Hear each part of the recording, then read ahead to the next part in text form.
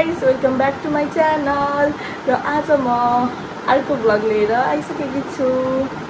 आज चाहिँ हामी कहाँ जान लागेको भन्दा धोबाडी डाँडा अनि बेलचुली डाँडा सबै हाम्रो एक्सपिरियन्सहरु त्यहाँको नेचरहरु के कस्तो हुन्छ जाने बाटो हामीले के खान्छौं के गर्छौं सबै हजुरलाई यो भ्लग मार्फत देखाउने छु। सबै एन्डसम्म चाहिँ भिडियो हेर्न नबिर्सिनु होला। अहिले चाहिँ बिहानको 10 बज्यो अनि हामी चाहिँ अब एकछिनमा यहाँबाट चाहिँ हिँड्ने हो। स्कुटरमा जान लागेको हामी चाहिँ 6 जना भएर। So guys we are all ready. साथीहरु पनि स्कुटर निकालेर रेडी भइसकेन। हाय गाइस, ल फाइनली 10:30 बजे हामी हिँड्दै छौं। के हेर्नु गाइस, चले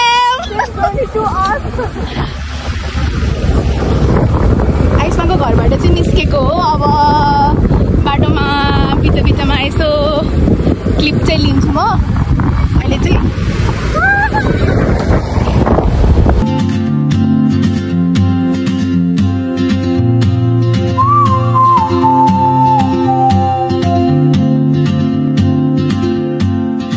हामी चाहिँ बेलचुली नगरपालिका यहाँ आइसक्यौँ यो गेटमा।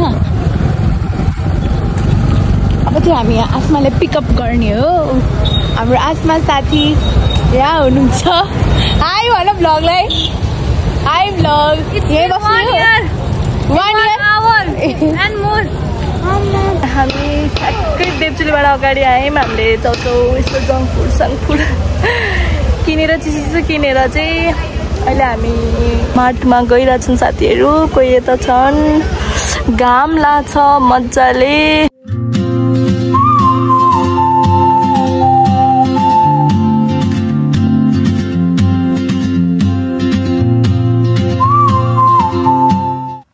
गाइज हामी पोखरी आइपुग्यौँ टक्क लाएर।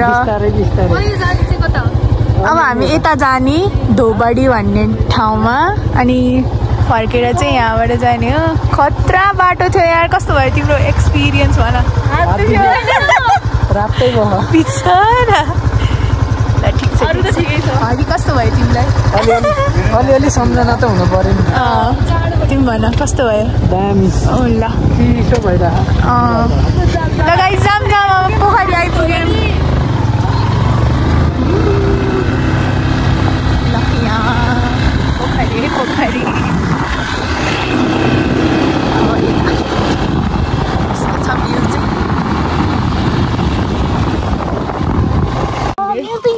यो फर्केको पुरै यहाँको मासु त्यो खुट्टा झुनाएर हिँड्राखौ चाहिँ गरे नि। हाई गाइज, यता हेरेर यसो हाई गर्नु होला। हिँड्दै लाइन कस्तो लाग्यो त्यो एउटा पुच्चेल थियो नि। हाई गर भाइ भन्दा हाई गरेको। अहिले चाहिँ हामी धोबाडी आइपुग्यौँ। यस्तो राम्रो मौसम छ।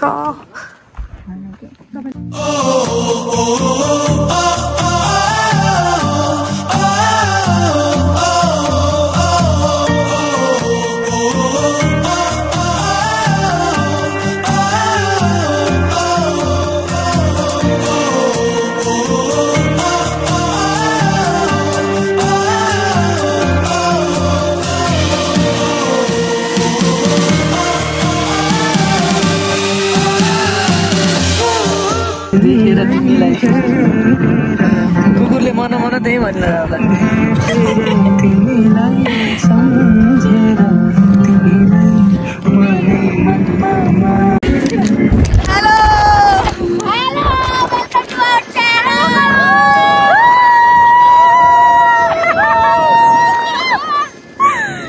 जानु भयो चिसो चिसो पछि लाग्छ।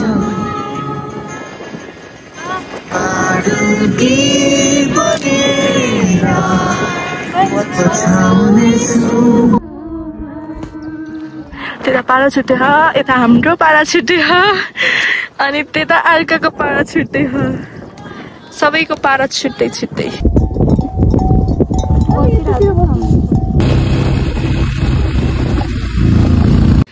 सो हेलो, हामी चाहिँ धोबाडी घुमेर फाइनल्ली फेरि पोखरी भन्ने ठाउँमा चाहिँ आइपुग्यौँ।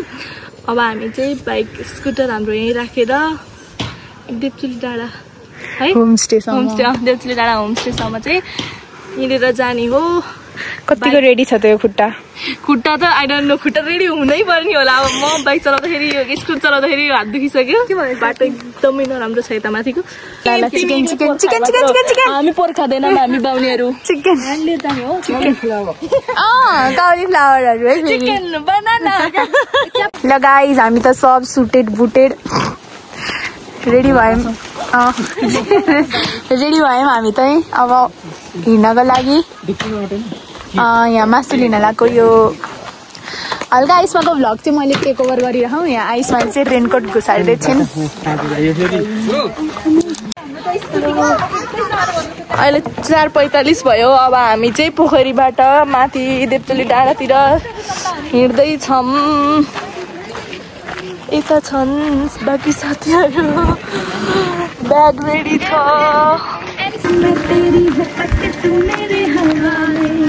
गाइस अहिले हामी यहाँ छौँ, भोलि हामी त्यो डाँडामा पुग्छौँ माथि वहाँ।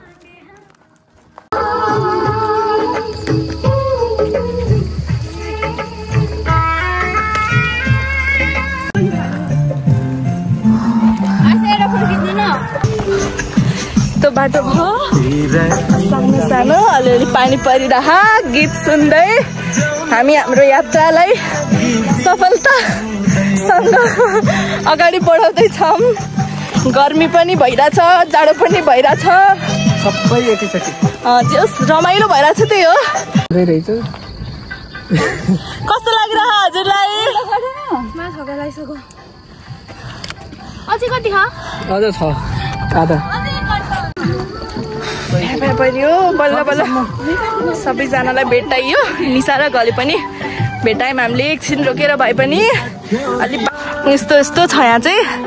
मलाई चाहिँ पहाड मामा घर गए जस्तो भाइब्स आइरह। सानो सानोमा यस्तै बाटो हिँडेर कति गयो, तर अहिले चाहिँ अलिकति पनि हिँड्न सकिन्न। स्यास्या झन् 1% पनि नहिँड्ने मान्छेलाई यत्रो हिँड्न रङ्ग चाहिँ लाग्ने, हिँड्न चाहिँ नसक्ने त्यो मान्छेहरू हामी हो। त्यही पनि हार नखाइकन बिस्तारै बिस्तारै हिँडिरहेछौँ। त्यही हो, अपडेट गर्दै गर्छु म।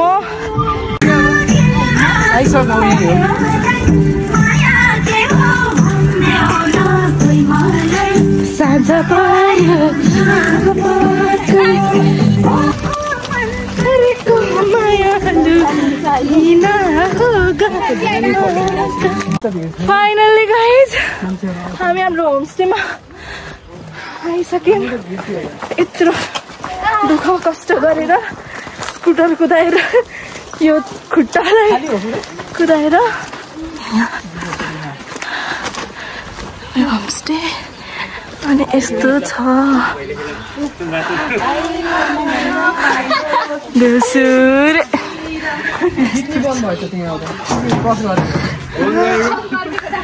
यस्तो ठाउँ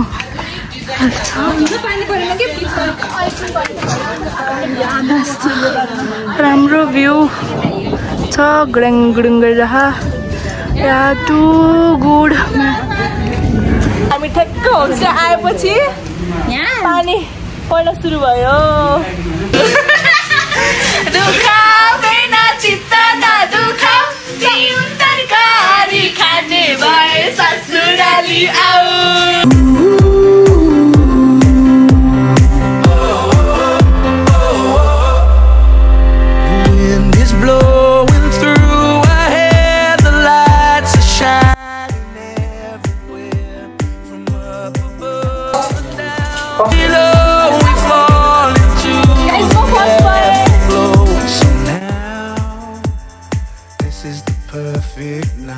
अरे तिमी तास खेलेको कि उनु?